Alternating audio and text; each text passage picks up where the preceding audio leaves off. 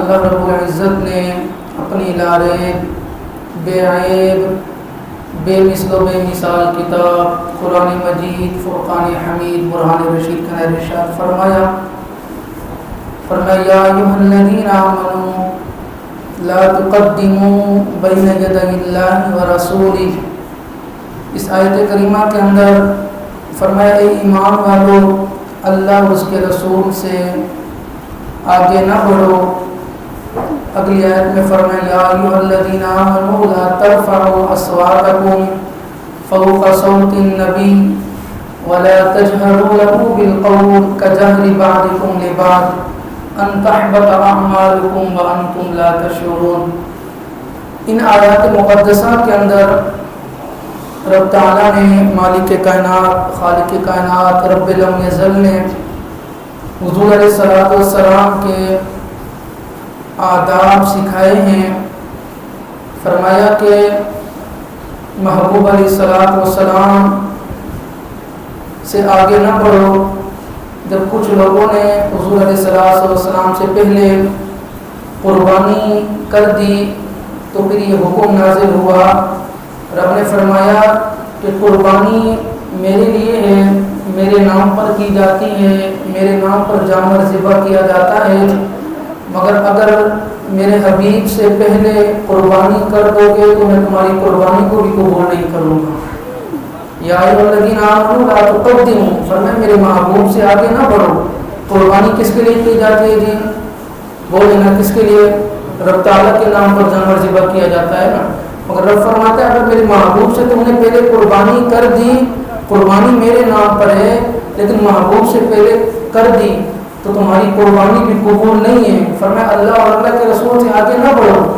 یہاں رب تعالیٰ نے محبوب علیہ الصلوۃ والسلام کا ادب سکھایا۔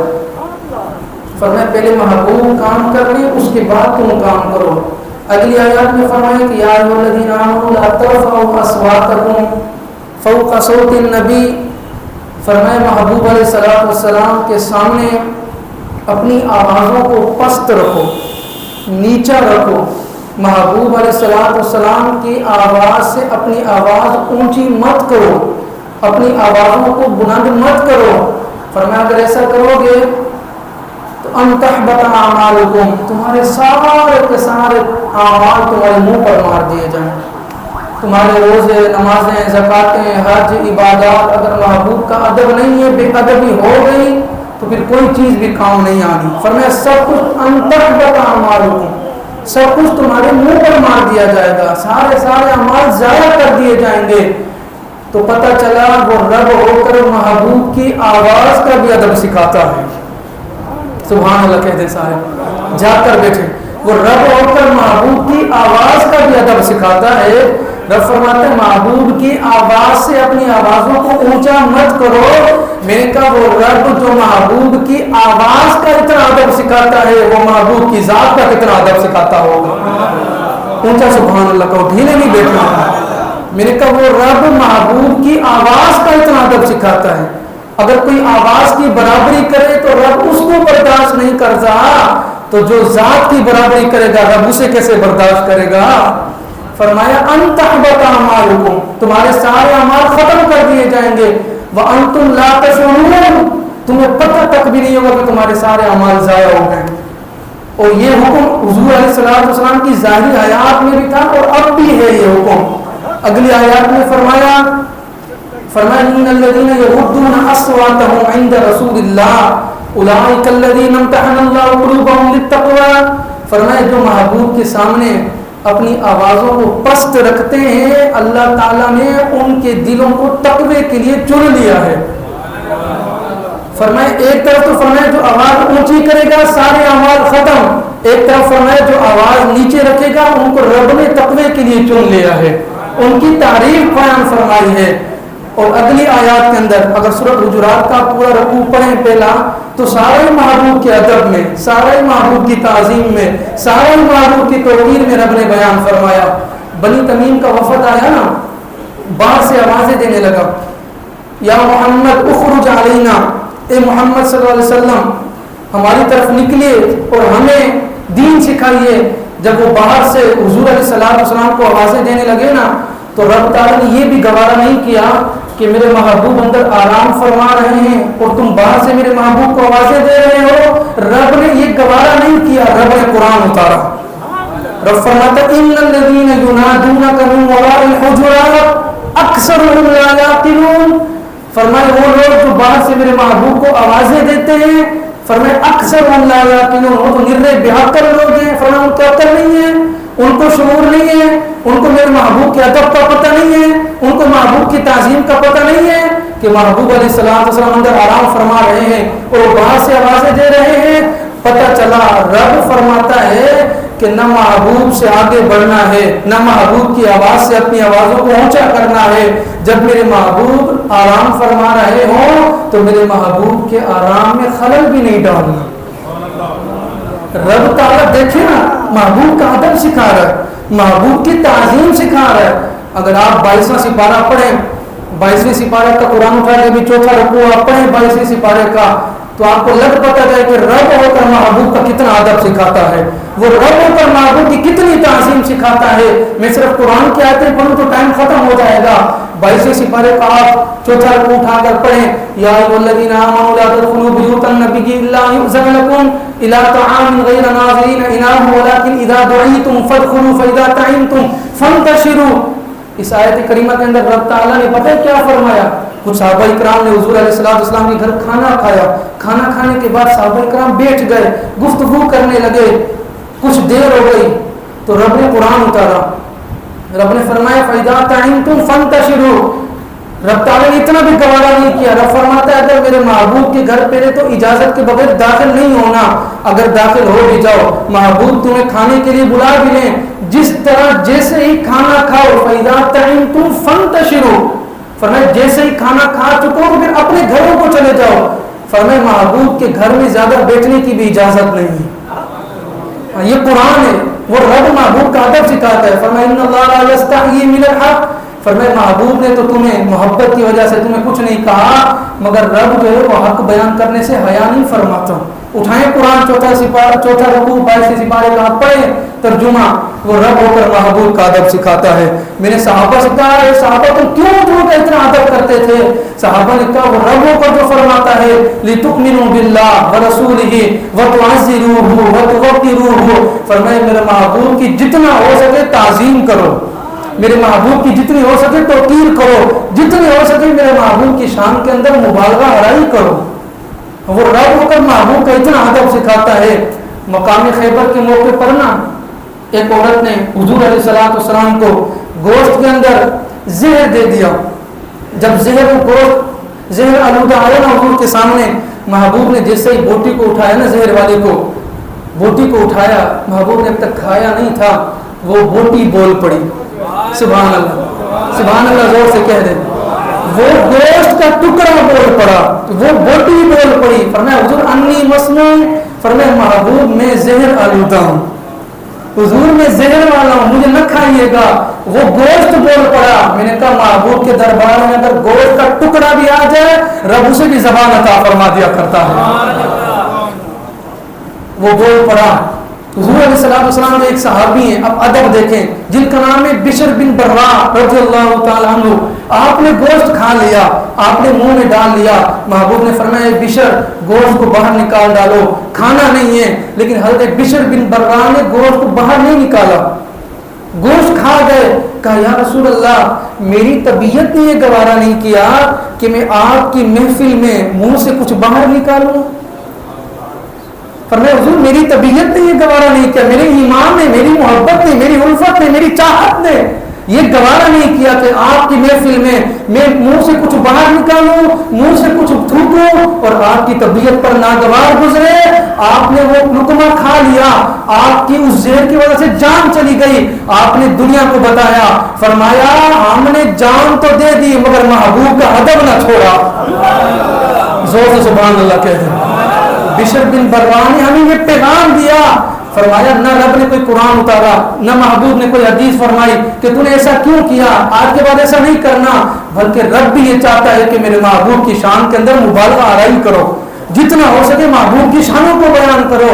بشر بن برا آپ کی جان چلی گئی لیکن محبوب کا ادب نہ چھوڑو, آج لوگوں کو رسول اللہ کے نام لینے کا ادب نہیں ہے، حضور کی حدیث پاک کا ادب نہیں ہے، رسول اللہ کا نام اس طرح لیتے ہیں معاذ اللہ۔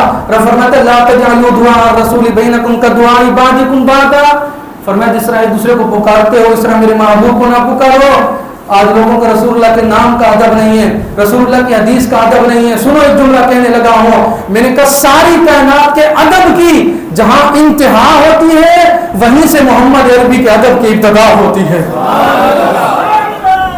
امام مالک رحمۃ اللہ علیہ، آپ کو پتہ ہے آپ رسول اللہ کا کتنا ادب کیا کرتے تھے؟ آپ نے 40 سال گنبد خضراء کے نیچے بیٹھ کر درس حدیث دیا، 40 سال، لیکن کبھی بھی اس طرح نہیں ہوا جب آپ حدیث کی کتاب کا پیج سے پلٹتے تھے نا، وہ اتنا آرام سے پلٹتے تھے، ایسا نہ ہو کہیں پیج پلٹنے کی آواز بھی گنبد خضراء تک چلی جائے اور بے ادبی نہ ہو جائے۔ امام مالک رحمۃ اللہ علیہ کے دربار میں کوئی آتا تھا نا تو آپ پوچھتے تھے اس سے پوچھو مسئلہ پوچھنا ہے یا حدیث پاک سننے آیا ہے؟ بتایا جاتا تھا کہ جی یہ مسئلہ پوچھنے آیا ہے تو جا کر بتا دیتے۔ جب وہ کہتا نا میں حدیث پاک سننے آیا ہوں، حدیث پاک پوچھنے آیا ہوں، تو آپ ایسے نہیں بتاتے تھے، آپ پہلے جاتے تھے غسل کرتے تھے۔ سبحان اللہ کہتے سارے، ڈھیلے پڑ گئے سبحان اللہ زور سے کہتے سارے۔ آپ پہلے غسل فرماتے، پھر آپ نیا لباس پہنتے، پھر جبہ زیب تن فرماتے، پھر امامہ پہنتے، پھر خوشبو لگاتے، پھر آپ کے لیے مسند بچھائی جاتی، اس مسند پر آ کر بیٹھ کر پھر آپ ایسے چادر ایسے پہن کر نا ادب کے ساتھ بیٹھ کر پھر محبوب کی حدیث پاک سنایا کرتے تھے۔ یہ تھا ادب۔ جنہوں نے ادب کیا وہ دنیا میں بھی کامیاب ہو گئے، وہ آخرت میں بھی کامیاب ہو گئے۔ صلح حدیبیہ کے موقع پر عروہ بن مسعود ثقفی، جب آپ نے ابھی تک کلمہ نہیں پڑھا تھا، جب آپ آئے نا حضور علیہ الصلوۃ والسلام کی طرف سفیر بن کر کفار کی طرف سے آپ آئے اور محبوب کے دربار میں، پھر آپ نے پتہ نقشہ کیا کھینچا؟ آپ نے فرمایا واللہ لقد وفدت علی الملوک ووفدت علی قیصر و کسریٰ والنجاشی واللہ ان رأیت ملکا قط يعظمه اصحابه ما يعظم محمد محمدا واللہ يتنخم نخامة الا وقعت في كف رجل منهم فدلك بها وجهه وجلدا۔ آپ جب واپس کفار کے پاس گئے نا، آپ فرمانے لگے میں بڑے بڑے درباروں میں گیا، میں کیسر و کسریٰ کے دربار میں گیا، میں نجاشی کے دربار میں گیا، مگر کسی بھی دربار کا ایسا منظر نہیں دیکھا جو منظر محمد عربی کے دربار کا دیکھ کر آ رہا ہوں۔ جو سبحان اللہ نہیں کہے گا مجھے اس کو افسوس ہوگا۔ سبحان اللہ۔ کفار نے کہا تم نے کیا دیکھا؟ توجہ ہے؟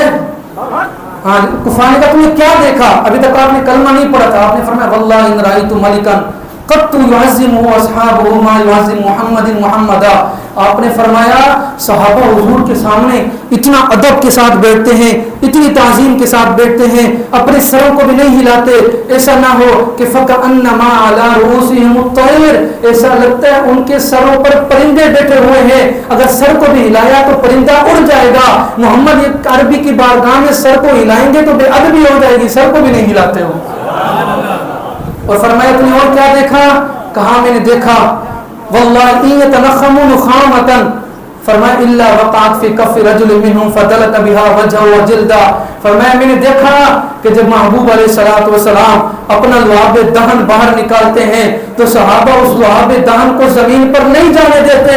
فرمایا پھر کیا کرتے ہیں؟ فرمایا میں نے صحابہ کو یہ ادب کرتے ہوئے دیکھا، محبوب جب لعاب دہن نکالتے ہیں تو صحابہ کرام اپنے ہاتھوں پر مل کر، کوئی چہروں پر ملتا ہوا نظر آتا ہے، کوئی جسموں پر ملتا ہوا نظر آتا ہے۔ فرمایا صحابہ تو حضور کے لعاب کا بھی اتنا ادب کرتے ہیں۔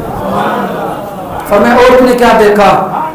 فرمایا وَإِذَا تَوَضَّأَ وُضُوءً كَادُوا يَكْتُبُونَ، بخاری شریف کی حدیث سے مبارکہ ہے۔ ہاں مطلب کسی کو ایسے ایسے لگے ہوئے وَإِذَا تَوَضَّأَ وُضُوءً كَادُوا يَتَّكِئُونَ عَلَى وُضُوئِهِ، فرمایا جب حضور علیہ الصلوۃ والسلام وضو فرماتے ہیں، حضور کے وضو کا پانی نیچے گرتا ہے، 1400 صحابہ اکرام دوڑتے ہیں، وضو کے پانی کو نیچے نہیں جانے دیتے، ہاتھوں میں لے کر کوئی اپنے جسموں پر ملتا ہے، کوئی اپنے ہاتھوں پر ملتا ہے، کوئی اپنے چہروں پر ملتا ہے۔ فرمایا جن صحابہ کو حضور کے وضو کا پانی نہیں ملتا وہ ان صحابہ اکرام جن کے ہاتھ تر رہے ہیں ان کے ہاتھوں پر اپنے ہاتھ مل کر پھر اپنے چہروں پر ملتے ہوئے نظر آتے ہیں۔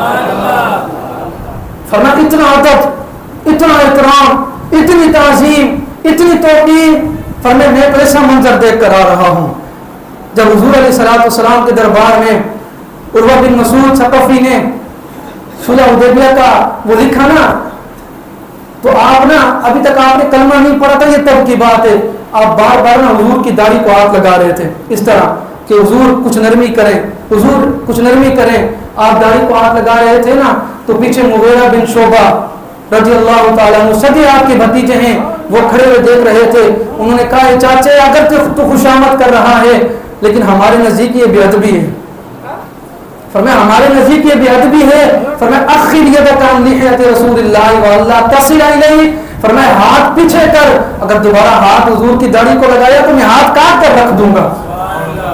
یہ تھا ادب۔ اور جب مولا علی مشکل کشا حیدر کرار کرم اللہ وجہ کریم آپ نے حضور کا وہ لکھا نا صلح نامہ، تو آپ نے اس کے اوپر لکھا محمد الرسول اللہ، تو کفار کہنے لگے ہم تو آپ کو محمد الرسول اللہ مانتے ہی نہیں، اگر مانتے پھر تو جھگڑا ہی کوئی نہیں، ہم تو آپ کو محمد بن عبداللہ مانتے ہیں۔ حضور نے فرمایا اے علی محمد الرسول اللہ کو مٹا دو، نام محمد الرسول اللہ کو مٹا دو، محمد بن عبداللہ لکھ دو۔ یہ عبدالحق محدث دہلوی نے لکھا، آپ نے فرمایا مولا علی نے فرمایا حضور یہ نام مجھ سے نہیں مٹ سکتا، سبحان اللہ کہہ دے سارے، فرمایا حضور یہ نام مجھ سے نہیں مٹ سکتا۔ وہ صحابہ جو حضور کے ایک اشارے پر جانے قربان کر دیں، مگر ادب کا عالم یہ ہے کہ حضور یہ نام میں نہیں مٹا سکتا، آپ نے نام نہیں مٹایا، آپ نے فرمایا یہ زمانے کو پیغام دیا کہ فرمایا مولا علی ہو، مشکل کشا ہو، رب کا شے ہو، وہ رسول اللہ کا لکھا ہوا نام نہیں مٹاتا، اور زمانے کو یہ پیغام دیا جو حضور کے نام کو مٹانا چاہتے ہیں یا حضور کی شانوں کو گھٹانا چاہتے ہیں، فرمایا سنو یہ میرا پیغام ہے، فرمایا قیامت تک تم ختم ہو جاؤ گے، رسول اللہ کا نام قیامت تک اس طرح چمکتا رہے گا۔